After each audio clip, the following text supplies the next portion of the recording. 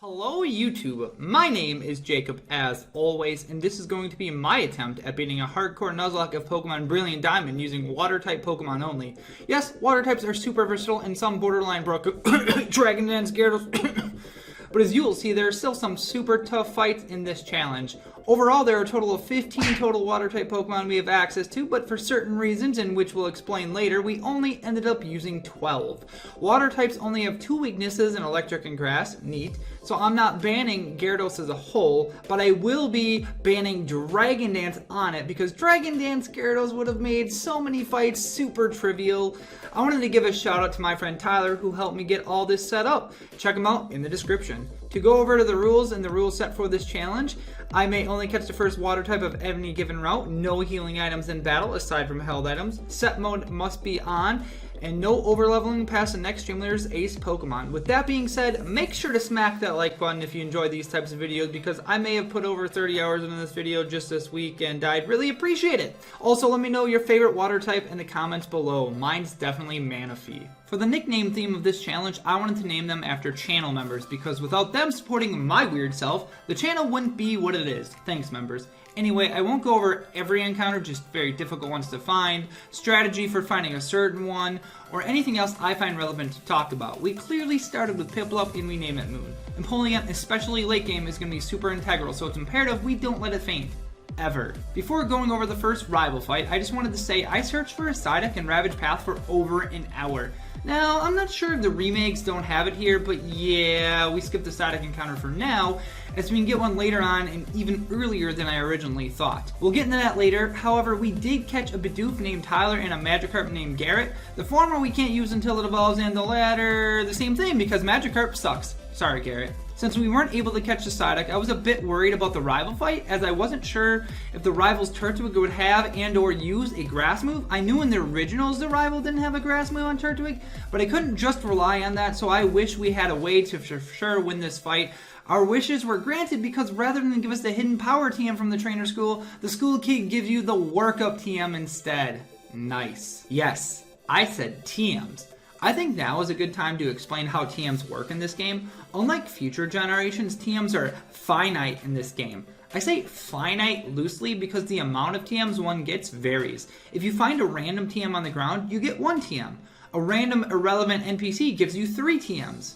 And the gym leaders give you 5. That's pretty rad if you ask me. And some of the TMs you find and or get, you'll be able to rebuy later, which is also very cool. Neat changes for sure. Thankfully, with us now having workup, the rival fight was trivial and we sort of just obliterated poor Michael, aka Third Gen Gamer, who also is a content creator. Please make sure you go check out my friend. His link is in the description and card in the corner. Speaking of obliterations, that's what happened to Roark as expected, because we are a water type trainer and rock types are weak against water. Shocker, I know. With the easy gym fight out of the way, we make our way to Floroma Town and the Valley Windworks, where we get a new encounter, a Shellos named Loopy. Loopy will be so important later in the game, trust me. Something I instantly love about the remakes is when they gave Shellos recover at an early level. Bidoof finally evolves into Bibarel, same with Piplup into Primplup. The former is our win condition versus the next major fight, Mars. Although I really haven't talked about natures or abilities yet, our Bibarel has this simple ability, which is ideal because the only thing we have to do is set up a defense curl and rollout sweep her entire team of Zubat and Paragali. Although Mars was a cakewalk, our next major fight will be anything but, because the next fight is against a grass-type gym leader, Gardenia. Oh boy. Yeah, I theory crafted for this fight for a long time, and each and every single scenario had me losing 1 to 2 Pokemon, specifically Bibarel in every single one. Before that though, we got a new team member in Mari the Buizel. She'll definitely be a part of our Elite Four team, no foreshadowing. Now, I'm not always going to talk about every member of my team getting to the level cap, as we'll get into later, but I thought it was super important for this fight specifically, as it's going to take a team effort to beat Gardenia. I wish I could say I beat Gardenia on the first try, but I didn't. Nor did I on the second try, or the third, not even the fourth. It took over 7 resets to get a good Gardenia run, and I tried leading with Gyarados, who recently evolved from Magikarp, Primplup, or Bibarel, who both have Pluck and Workup. Nothing seemed to work super consistently until attempt 7. On attempt 7, I led with a Quick Claw Bibarel and set up a workup to go to +2/+2 as a Cherubi goes for a Grass Knot, doing nearly half to Tyler. We go for Pluck on the Cherubi and Turtwig, OHKOing both. Now comes out the problem Pokemon, Roserade. The reason why I have a Quick Claw on Tyler over a Berry is because if we can get a bit lucky, we may as well. Pluck would then OHKO Roserade if we got the Quick Claw to proc. But alas, we did not, as Roserade outsped and destroyed poor Tyler. After Tyler's expected death, I knew I had to go into Garrett to try to get a defense drop-off with Rock Smash, but sadly her Roserade crit a Grass Knot to bring us down to 34 HP after our Oranberry goes off. Unfortunately, we had to sacrifice Mari the Buizel thereafter because of the crit.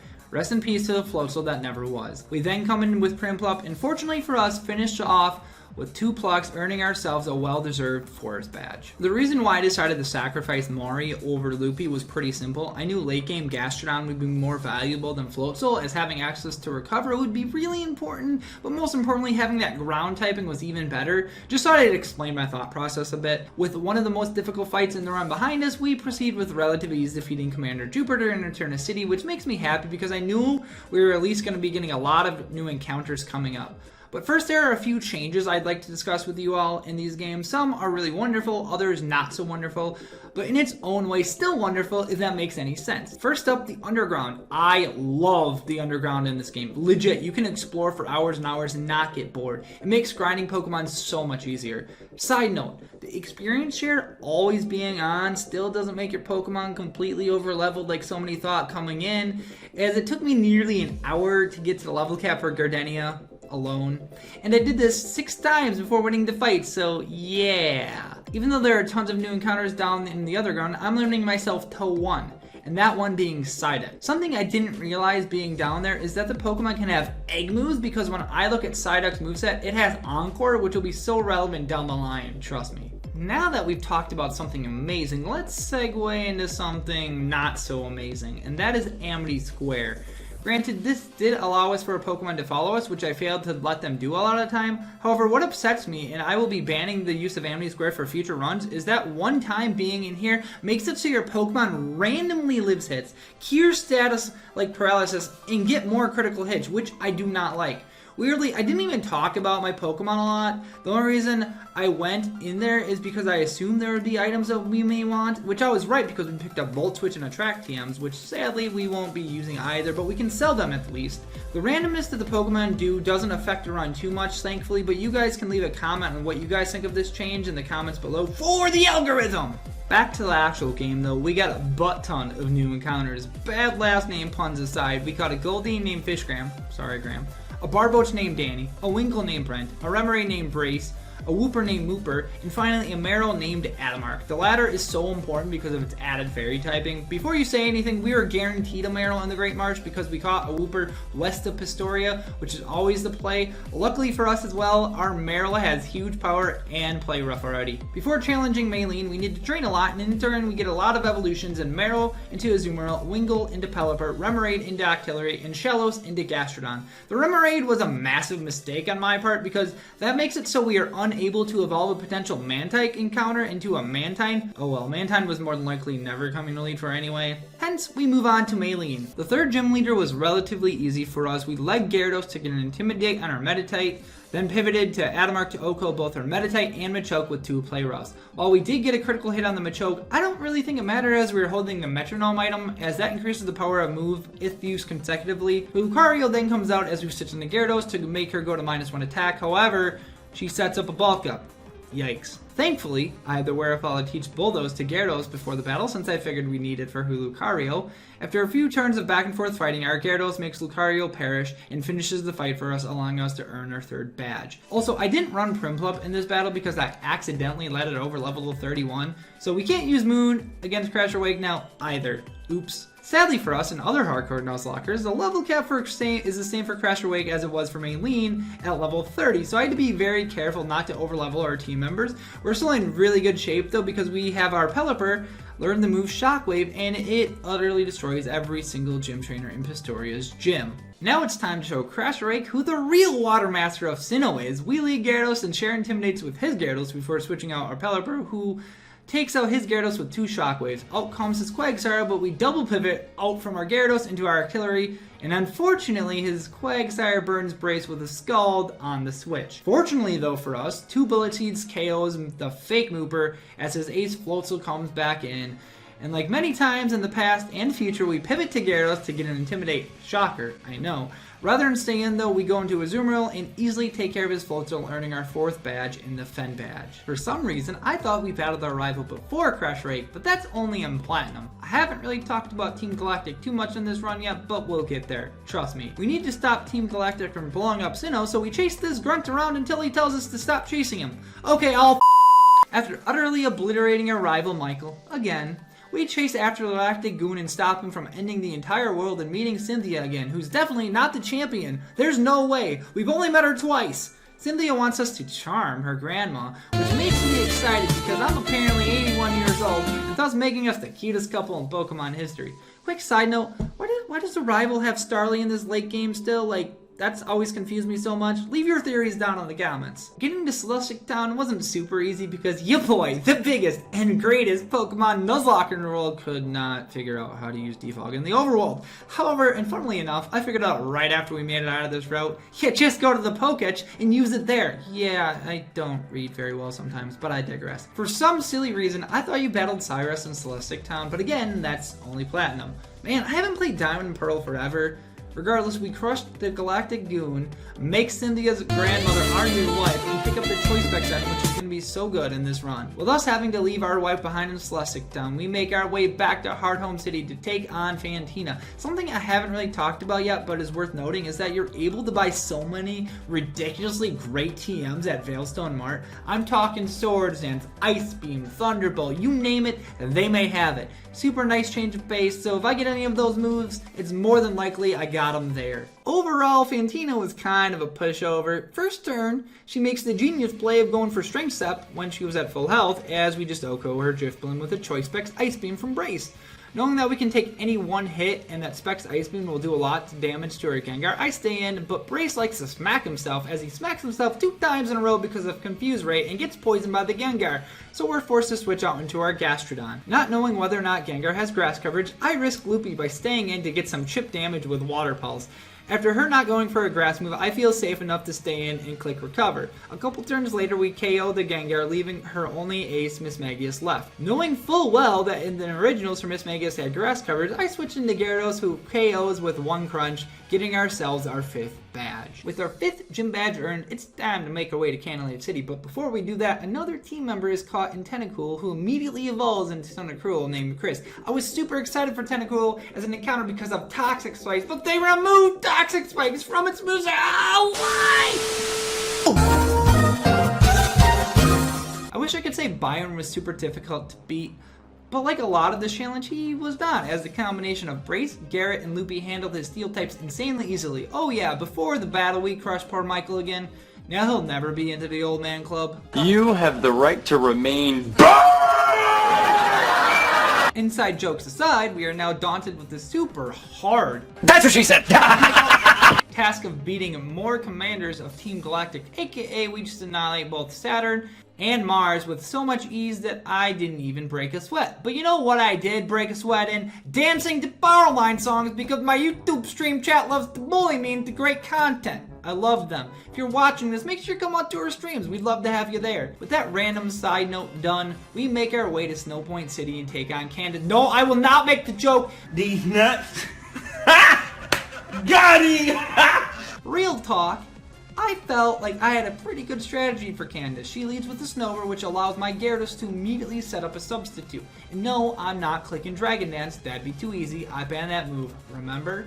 Anyway, I clicked substitute on her miss and immediately dropped it with a flamethrower. Next turn, next up, her biggest threat comes out in Medicham. Immediately she clicks bulk up, but Waterfall still does half with the hail residual. Next turn upsets me because Gyarados decided to evade a rock slide through the power of friendship, allowing us to take out with another Waterfall plus hail damage. Technically, rock slide still could have missed, but the miss still left a sour taste in my mouth. Something that still doesn't make sense to me is how we outsped her Sneasel, but not her Medicham. Sneasel has 115 base speed compared to Medicham's 80. I know there's a 2-level difference, but I am still perplexed. Do certain Pokemon have different natures in this game?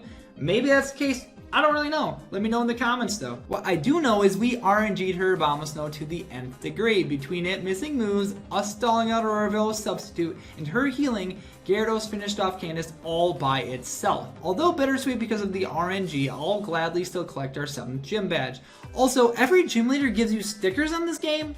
Why do we get stickers? I'll never know. However, I do know I'll save you all the trouble of the first Cyrus battle because it was such a pushover that Gyarados sweeps right through his entire squad really quickly and easily, as well as Saturn's team right after we set the Lake Trio free. Well, as I'm writing this script, I apparently didn't save the footage for the Commander double battle on Mount Coronet with your rival. Regardless, nothing of note really happened as it was a pretty easy win despite having a team of Michael.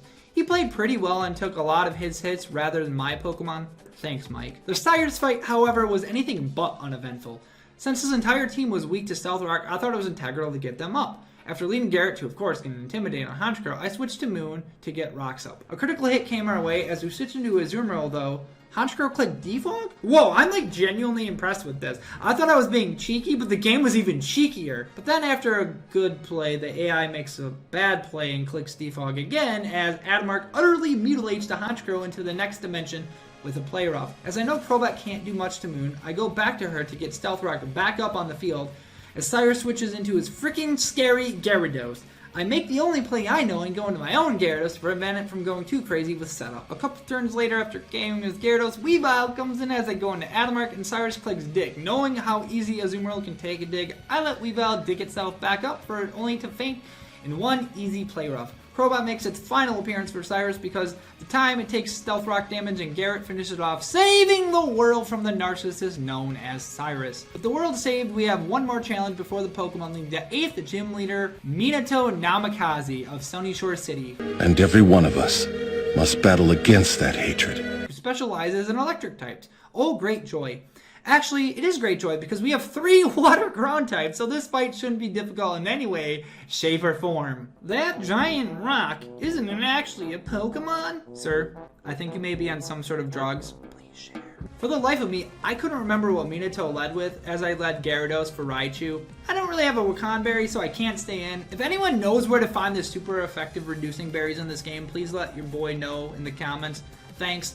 I clearly pivot to Gastrodon on the electric move, and I thought I'd easily take it out with the soft sand boosted earth power, but the game surprises me yet again with having a Shuka berry on Raichu. Honestly, I really want to praise the developers of this game for having items on Pokemon and making it a bit more challenging than past games. Very nice. Despite the increase in difficulty, Minato was no challenge for our team of water-type Pokemon as we dropped the Raichu, Ambipom, Octillery, and Luxray respectively, and in that order, earning ourselves the Beacon Badge. With the final badge, in our case, it's time to take on the Elite Four and earn ourselves the distinct honor of becoming a Sinnoh Pokemon League champion. Prior to that, though, we must defeat Michael, our rival, one final time. Going into this battle, I thought I was super prepared, but sometimes, even with Pokemon loving you, RNG doesn't go your way, and sometimes it does. Michael leads with a Staraptor, as of course we lead Garrett. We easily dispose of his bird as he switches into his scary as hell Heracross, which, side note, it's my second favorite Pokemon, not first. First is Zebstrika. As I switched in my Azumarill on the Rock Slide, the very next turn, the Heracross went for a Swords Dance, as thankfully we hit our Play Rough. I genuinely think we lost a run there if we missed Play Rough there. Phew. With that threat being out of the way, in comes another threat in Michael's Torterra. Michael, being the person he is, loves to mess with me as he, very fortunately for him, gets a critical hit on my Gyarados. Despite the crit, we take it out with 2 Ice Beams. After KOing his Floatzel and Rapidash with Adamark and Loopy respectively, out comes a massive threat in Snorlax. Snorlax always scares me in Nuzlocke. I also wanted to state, I got my leftovers from a random Munchlax in the underground, so if you're wondering, yeah. Have I mentioned I love the underground? No? Well, I freaking love the underground. Snorlax was very tricky to KO as I wasn't sure on its moveset. If it had setup, etc., I decided the safest play was to go into Golduck and Encore it in case. I did have setup, but I ended up encoring it into Yawn. which is fine. Fortunately, Adamark came in and clobbered it with a superpower, but unfortunately, it lived, which forced into Tentacruel to finally finish the battle with a poison jab. No casualties, just the way I like it. In fact, we have not had a death since Gardenia, just letting you all know. With besting Michael one more time out of the way, the final preparations for the Elite Four must be made. We went around all of Sinnoh searching for any items we may need, getting our team to at least all level 60s, as well as just mentally preparing for any potential strategies and not knowing what tribulations we're about to endure. The 6 going Elite Four are Adamark, Garrett, Moon, Chris, Alan, and Loopy. First up in the Elite Four is Aaron, who has bug-type Pokemon. Originally, I assumed Aaron would be an absolute pushover, but I was wrong. As he leads Dustox, I led Empoleon to set up Stealth Rock. After some back and forth turns, our Gyarados KOs his Dustox as his Heracross comes in. I play a game of pivoting as I realize his Heracross has a Flame Orb. Yes, a Flame Orb in a main series Pokemon game for the Elite Four. You're seeing that right. I'm in shock as I didn't expect this at all, so I'm frantically trying to pivot around Pokemon well enough because I don't know this thing's full moveset, and that scares me. As I switch into my Tentacruel on his Heracross, unfortunately and fortunately, his Facade misses, so I feel safe to try and stay in to KO it with Spec Surf. But before I can hit its final blow, Heracross hits Chris's final blow by KOing with an Earthquake I didn't know it had. Rest in peace, Chris, you will be missed. Alan quickly avenges fallen comrade with a Surf to send Heracross packing. Despite Aaron's Beetafly setting up a Quiver Dance, one Flash Cannon took it out after Stealth Rock damage. Vespiquen is up next as 2 players from Adamark easily dealt with that menacing Queen Bee. Lastly, Drapion comes out, and this could be a very scary Pokemon. However, Drapion was no match for Gyarados as Garrett KO'd Drapion with a Bulldoze into Waterfall combo. Losing a team member early in the Elite Four is never easy, but we will persevere, and we persevered easily by demolishing poor Bertha, who's just a poor man's Agatha. Prove me wrong, just kidding, Bertha's my type of lady. Okay, maybe destroying her was a bit of a stretch, but despite her being a ground type Elite Four, she was a lot more difficult than I thought she'd be. Thankfully, we set up Stealth Rock and had Mooncale the Quagsire and Garrett the Golem. Sudowoodo then came on, and I didn't realize how much of a threat this would be until it came out. With smart pivoting, we eventually got into Adamark to finish the job with a Waterfall. I don't think the crit mattered. Wishcash is next, but even through getting frozen by an Ice Beam, Adamark thawed at the right time to KO the fake Danny. In case the game wanted to throw a random Choice Band or High Roll crit to Adamark from the Hippowdon, I knew the safest and most correct play was to go into Gyarados for an Intimidate first. Loopy then came in and scalded the Hippo into the Shadow Realm. Bertha was no walk in the park, so surely I felt our next challenge in Flint, the Fire-type Elite Four trainer, would be significantly easier. Again, I was somewhat wrong. The battle was extremely easy as we KO'd Rapidash, Lopunny, and Steelix pretty easily, and we even got a cheeky KO on his Ace Infernape as Drifloon Baton passed into it, but unfortunately we got stalled terribly by the Drifblim. Nothing catastrophic as we didn't lose any Pokemon, but this hot air balloon successfully stalled with Minimized, Strength Sap, and healing items for over 10 real-life minutes. Despite us missing a lot of our moves, the combination of Adamark plus Loopy was too much for Flint to overcome as we eventually hit one final Waterfall to KO the pesky balloon. 3 Elite Four members down, 1 to go. And that one is Lucian, the master of Psychic-type Pokemon. As long as Lucian has his Diamond and Pearl team, I knew he would lead with a Mr. Mime, and that's part Fairy in this game, so the obvious lead was Moon to click Steel-type moves and get Stealth Rock out for any potential random Focus Ashes. The Infernape had one. Moon made mincemeat out of the Mr. Mime as Lucian's Medicham came in, aka the biggest threat. After careful pivots to Garrett and Loopy respectively, I bring in Adamark as Medicham missed High Jump Kick, which I believe we took a High Jump Kick into Thunder Punch, so a useless crit happened as it was at -1.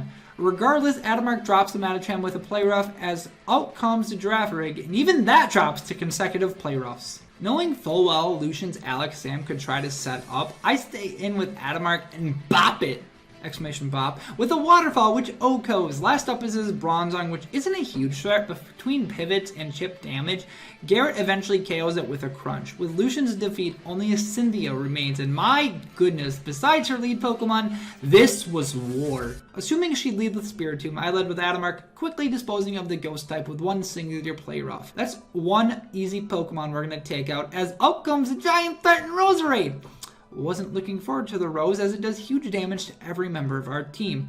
Thankfully, Adamark is weak to both of its stab moves, so there's a 50-50 chance it could either go for a poison move or a grass one. As they switched into move, that risk quickly turned into a huge reward as Cynthia clicked Sludge Bomb. Knowing Roserade's physical defense is lower than special defense, I taught Empoleon Avalanche before the battle because I knew we'd take a hit and do massive damage to her team. After a full restore and some half Avalanche chip, Cynthia switches out to Lucario, which I found really cool that the AI actually switched out. Since we're in range of a fighting type move, I pivot to Gastrodon not knowing what type of Lucario this was. Thankfully, it clicked Aura Sphere and was not sending up in any way either. Knowing we're not in range of another Aura Sphere KOing, I keep looping into KO the Lucario with 1 Earth Power. But our fortune is short-lived as the threat known as Roserade comes back to wreak havoc on our world. Moon is our only switch, but this time I know a grass move is coming our way. All things considered, Moon takes 2 thanks to our berry, and we fortunately remove a huge threat in the Roserade. As they get some nice damage off on our Gastrodon with Grass Knot, Moon decided not to faint so she doesn't hurt our feelings. That's not acceptable. So I click negative priority Avalanche to allow the Gastrodon to KO our Empoleon, as I don't like that mechanic of living like that. After the damage from Grass Knot, Gyarados comes in and KOs Gastrodon a few turns later with Crunch. Second to last is her Milotic, but as long as Garchomp doesn't crit in the later battle, I know we've won. Alan the Golda comes in and sets up Calm Mind to +6 as we encored into Scald. Luckily and thankfully, Cynthia's Milotic never Scald burned us as we KO both Milotic and her Garchomp. It dawned upon me, we did it. We did it. We're Sinnoh Pokemon League champions. With that being said, our Hardcore Nuzlocke of Pokemon Brilliant Diamond is done. I thoroughly enjoyed making this video, so make sure to subscribe for future content, as well as live streams live on here on YouTube. I basically go live every day, so I'd love to see you out there. Tell me this video sent you. Thank you all so much for watching, and I love you all. Goodbye.